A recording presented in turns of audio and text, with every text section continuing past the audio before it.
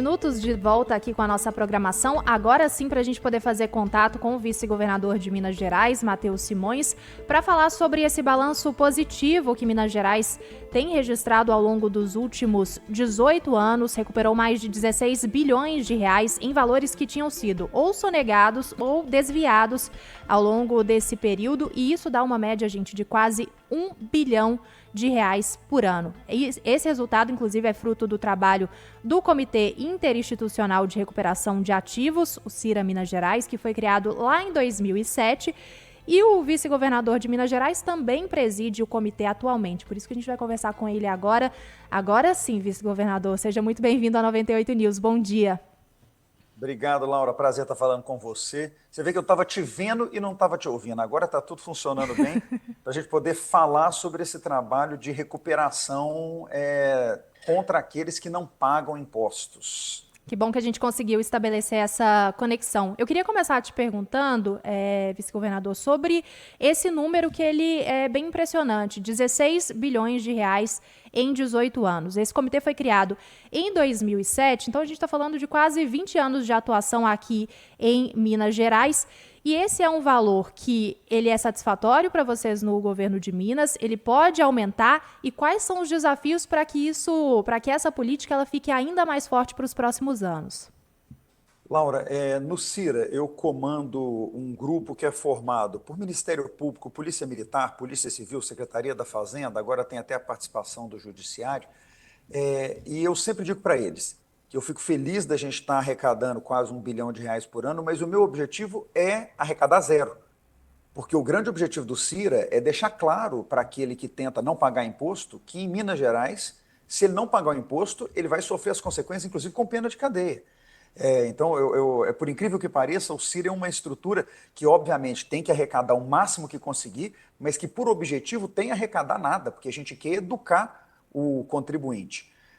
A gente tem muitas operações sendo realizadas ao longo do tempo, mas algumas me deixam preocupadas, porque mostram que tem gente que acredita que só quem tem que pagar imposto é o outro. Eu até, Laura, para ser justo, sou um defensor de impostos mais baixos, que a gente pague menos imposto, que o Estado possa diminuir os impostos. Mas para que isso aconteça, todo mundo tem que fazer a sua parte, pagar a sua fatia do imposto. Porque quando uma empresa não paga imposto, ela prejudica a outra que está pagando. Um posto de gasolina que não paga o imposto faz com que o outro posto que está pagando o imposto entre em dificuldade, muitas vezes quebre, consuma trabalhos que estavam sendo gerados ali. A mesma coisa com todos os produtos. E aí a gente acaba pegando linhas que não são linhas só de sonegação fiscal para não pagar imposto, porque também o produto contrabandeado não paga imposto, mas o falsificado também não paga. Então nós temos muitas operações que vão atrás de contrabando, que vão atrás de produção de bens falsificados. Eu posso citar para você 2 exemplos interessantes. Há 2 anos atrás, nós fizemos a maior operação da história do CIRA, é uma operação sobre cobre, fios de cobre. Esses que a gente vê acontecendo problemas nas cidades todas, porque a gente descobriu que haviam empresas nacionais e multinacionais que, para evitar o pagamento dos impostos, estavam comprando essas sucatas de gente que estava roubando fio de cobre e gerando nota fiscal fria, sem pagar os impostos, para poder colocar esse cobre de volta no mercado. Uma operação enorme, quase 1 bilhão de reais recuperado nessa operação. Mas, por outro lado, nós também tivemos uma operação muito importante, que foi até disparada por mim pessoalmente, depois de uma reclamação que eu recebi da Unilever, para combate à falsificação de sabão em pó. Agora imagina, Laura, falsificar sabão em pó. Aí você fala, mas qual que é o problema do sabão em pó falsificado? Bom, primeiro, porque ele não paga imposto, mas segundo, porque muitas vezes os produtos que estão ali misturados para dar a impressão que você está comprando um sabão em pó de marca, são produtos que podem fazer mal à saúde. São produtos com especificação técnica pior do que aquela que você está pagando no supermercado quando você compra. Então, o trabalho do CIRA, ele é um trabalho para arrecadar, e a gente acha sempre que é possível trabalhar mais e arrecadar mais, mas ele é um trabalho de educação para que as empresas e pessoas entendam que em Minas Gerais, quem não paga imposto sofre as consequências. E como que esses valores que foram restituídos impactam diretamente o caixa do Estado e permitem novos investimentos? Tem algum tipo de área que sente mais esse retorno desse valor que é recuperado? A gente tem 2 tipos de recuperação de recursos nessa hora. A recuperação do tributo, propriamente, do imposto, e esse imposto vai para a conta do Estado, 25% vai direto para a educação e 12% vai direto para a saúde, então toda vez que a gente recupera o imposto, saúde e educação são diretamente impactadas, mas nós temos também uma parte que é a indenização pelo dano causado ao Estado por conta dessas atitudes fraudulentas. E essas indenizações são muito grandes também. E aí a gente tem destinado dinheiro para causas sociais relevantes, como é o caso de aeronaves para socorro aéreo, como é o caso de equipamentos para as nossas forças de segurança. Então, a gente converte essas indenizações para serviços públicos diretos de atendimento à população. A gente tem conseguido bons resultados aí também para a área de segurança pública. Então, eu diria que essas são as 3 áreas mais beneficiadas. Saúde, que leva direto 12%, educação, que leva direto 25%, e a segurança, que é a mais beneficiada pelas indenizações por conta das fraudes praticadas. Vice-governador de Minas Gerais, Matheus Simões, falando com a gente aqui ao vivo na 98 News sobre esse resultado do Comitê Interinstitucional de Recuperação de Ativos aqui de Minas Gerais. Eu não posso deixar de passar a oportunidade de estar falando com o senhor, vice-governador, para falar justamente sobre política, porque desde a última vez que o senhor esteve aqui conosco na 98 News, o cenário aí para as eleições de 2026 deu uma movimentada, principalmente nas últimas semanas, com chegada e também saída de novos nomes. Eu queria uma avaliação do senhor quanto à oficialização da pré-candidatura de Gabriel Azevedo para o governo de Minas e também a confirmação recente ontem de que Rodrigo Pacheco não pretende, de fato, disputar o cargo de governador. Como que o senhor avaliou essas decisões? Eu acho que nós temos um cenário que vai se cristalizando na direção de unificação da centro-direita. Então, acho que o mais importante que a gente observa nessas últimas semanas é que, da minha parte, da parte do PL, do deputado Nicolas, do deputado Domingos Sávio, e mesmo do Republicanos, com o senador Cleitinho, o que a gente vai vendo é que a centro-direita vai se unificando.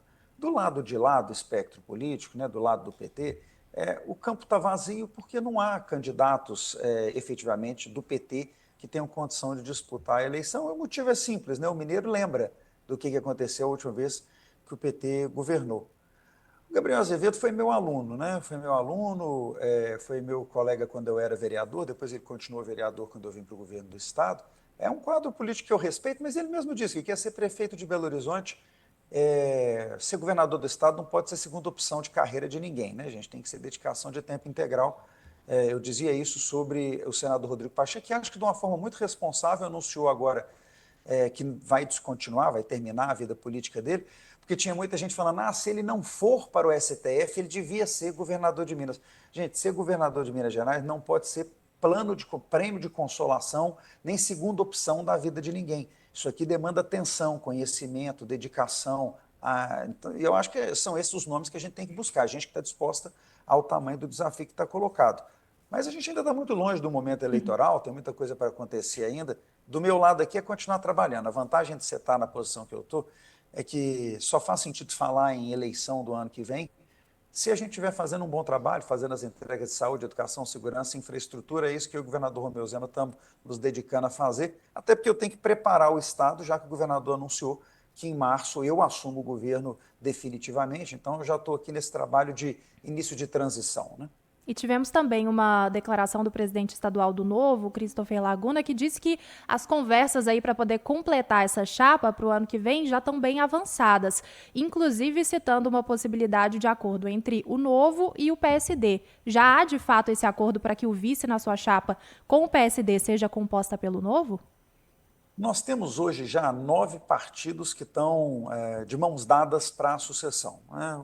O PSD, onde eu estou filiado, o Novo, partido do governador Romeu Zema, União e o PP, onde está afiliado o secretário de governo Marcelo Aro, e ainda Mobiliza, Podemos, Solidariedade, PRD e Democracia Cristã.